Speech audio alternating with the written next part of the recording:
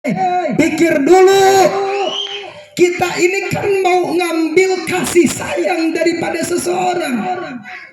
Kita lihat Pak, anak-anak yatim yang masih di usia dini, mereka harus dipaksa menjadi dewasa sebelum waktunya.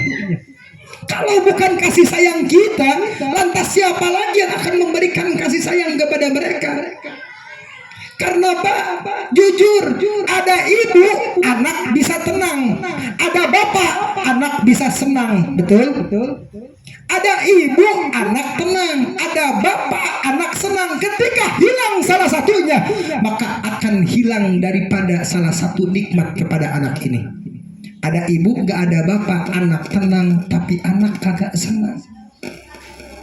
Ibu, bapak, sekarang kita main ilustrasi. Bayangin, kita punya tetangga kita yang satu komplit, ada ibu, ada bapak. Yang satu ada ibu, nggak ada bapak. Ketika sore menjelang petang, yang punya bapak dan punya ibu, dia enak. Bapaknya pulang kerja, ayah.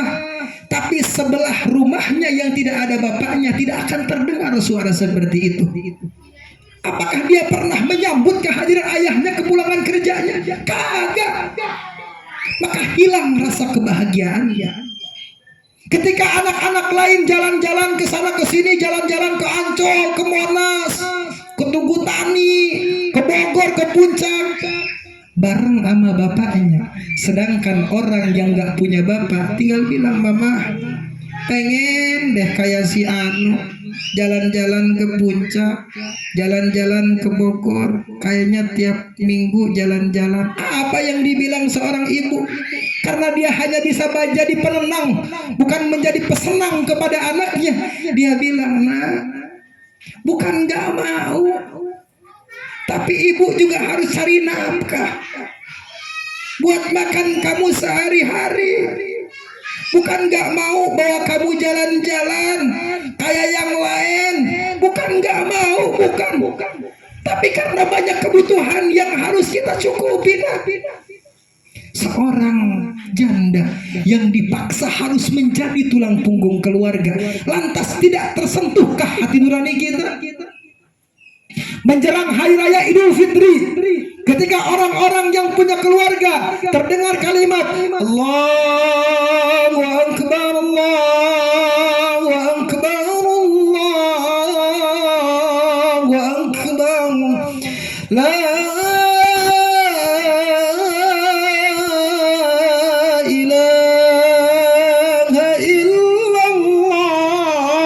Allahu Akbar, Allahu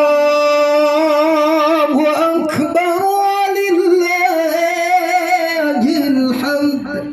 Seorang anak di hari raya Idul Fitri pasti mencari tangan kedua orang tuanya, betul? Sedangkan mereka anak-anak yatim, tangan siapa yang akan mereka cari? Apalagi mereka yang yatim piatu harus lebih dapat perhatian daripada kita. Tangan siapa yang akan mereka cari? Kita yang hari ini masih punya orang tua, makanya bunda, kakak, semuanya yang masih punya orang tua, jangan sia-siain orang tuanya. Anak paling biadab, kalau sampaikan orang tuanya sakit, dia gak pernah tahu kondisi orang tuanya. Anak paling durhaka salam dunia, yang tidak akan diterima seluruh amal ibadahnya oleh Allah, kalau orang tuanya sampai meringis meminta kepada anaknya. Itu kelakuan kita, Pak. Kadang-kadang mama kita sampai minta, nak, bisa gak kirimin uang 50.000 buat besok beli beras? Astagfirullahaladzim. Di mana otak kita sebagai anak? 9 bulan ibu kita mengandung dalam rahimnya, gak pernah tuh ngeluh sedikit pun. Pernah gak ibu kita bilang, aduh gua lahirin lu sakit banget, malah lu bagol? Gak pernah. 9 bulan dalam kandungannya tidur, gak pernah mikirin rasa sakitnya. Mau tengkurap takut pecah ketuban, mau telentang takut berat ke bawah. Bingung seorang ibu saat mengandung seorang anak. Bahkan Mbak AA pernah nanya ke Ibu AA, "Mah, ada gak perkara yang paling sakit di hati Mama?" Kata Mama, "Dek, gak ada satupun orang yang bisa menyentuh sedalamnya kolbu kecuali ketika anak membentak kepada orang tuanya." Makanya AA pernah menampar adik sendiri karena pernah menyakiti kolbu ibunya. Jadi bapak, bunda, kakak, jangan sia-siakan orang tua, apalagi sampai membentak orang tua. Karena tidak ada satupun sayatan silet yang bisa menembus ke dalam kolbu seorang tua kecuali ucapan-ucapan kasar daripada anaknya. Disusuin 2 tahun lamanya, diberikan kasih sayang. Coba bayangin, pernah gak ngeluh ke kita tentang kejadian-kejadian kita waktu kecil?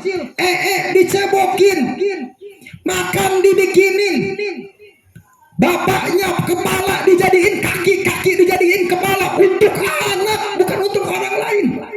Bahkan banyak orang-orang yang sampai terjerumus kepada perkara haram, jadi bandar narkoba, jadi bandar narkotika, jadi maling, jadi curanmor, bukan karena keterpaksaan dirinya, tapi karena rasa takut kalau anaknya gak makan, takut kalau ibunya gak makan, takut kalau istrinya gak punya buat lebaran.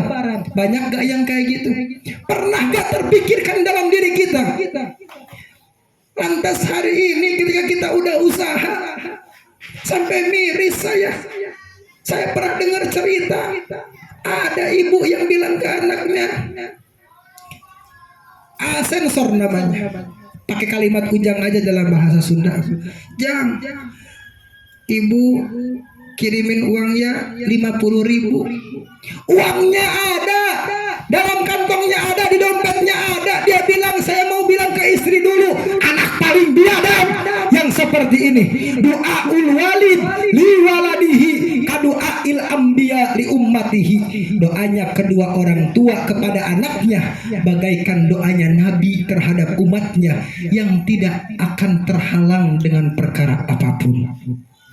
Bapak percuma walaupun umroh tiap tahun, umroh tiap bulan, haji tiap tahun, makam wali songo didatengin, makam wali-wali didatengin, ustad tiap hari disodakohin, sodakoh anak yatim tiap bulan, sana sini silaturahmi, tapi ke orang tua gak pernah ingat, nol. Karena kenapa? Ayat Allah, wa qadha rabbuka alla ta'budu illa iyyah wa bil walidaini ihsana, dan Allah tetapkan kepada engkau semua agar tidak menyembah kepada perkara selain Allah, dan berbuat baiklah kepada kedua orang tua. Apalagi disambut, suka dinyanyiin lagunya ibu, bener karyanya Roma Irama, bukan lautan, bukan gunung, bukan apa lagi tuh, bukan kuburan tempat kau menyembah, bukan apa, gak apalah lagunya, intinya ibu. Bayangin kalau bapak punya uang lebih, gak usah minta izin ke istri, langsung kirimin orang tuanya. Lah Ustaz, kita kalau cewek gimana? Hati-hati, cowok juga jangan egoisme. Setiap kali engkau telah mengucapkan qabiltu nikahaha wa tazwijaha bimaharil majkur nakdan, ketika engkau mengatakan saya terima nikahnya, kaulah tarima nikahna si Pulanah binti Pulan kalawan mas kawin 25 gram misal, contoh, mungkin ada di sini yang 25 gram, dibayar kontan, otomatis orang tua si cewek jadi orang tua cowoknya, halal bersentuhan tangan, tidak batal wudhu, bahkan sampai ketika cerai itu tetap jadi orang tuanya. Berarti cowok jadi punya 2 orang tua yang harus diperhatikan, orang tua si cewek sama orang tua pribadinya. Jadi jangan sampai kayak gini, mentang-mentang udah jadi suami, ke ibunya tiap tahun ngirimin, mertuanya dikasih 50.000 setahun. Kebangetan lu anak orang. Emang lu pikir lu yang kecil. Lah kagak.